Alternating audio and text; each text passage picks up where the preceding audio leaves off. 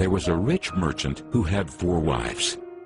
He loved the 4th wife the most, and adorned her with rich robes and treated her to delicacies. He took great care of her and gave her nothing but the best.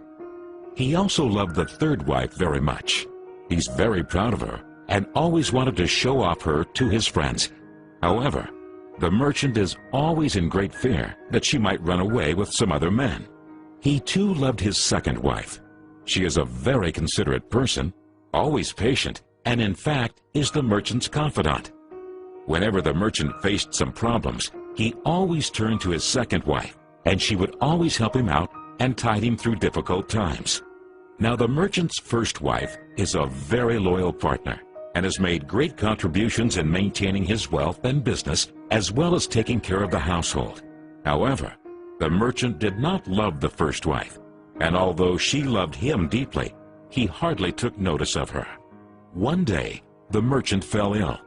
Before long, he knew that he was going to die soon. He thought of his luxurious life and told himself, "Now I have 4 wives with me, but when I die, I'll be alone. How lonely I'll be." Thus, he asked the 4th wife, "I love you most, endowed you with the finest clothing and showered great care over you. Now that I'm dying, will you follow me and keep me company?"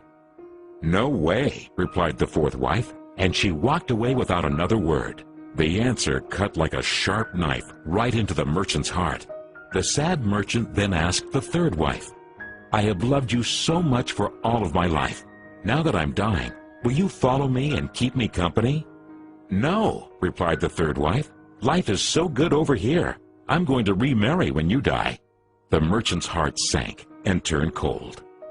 He then asked the 2nd wife, "I always turn to you for help, and you've always helped me out. Now I need your help again.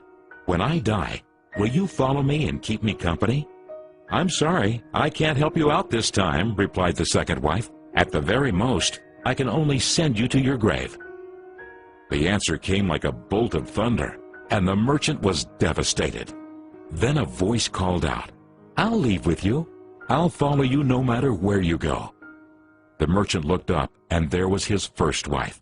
She was so skinny, almost like she suffered from malnutrition. Greatly grieved, the merchant said, "I should have taken much better care of you while I could have."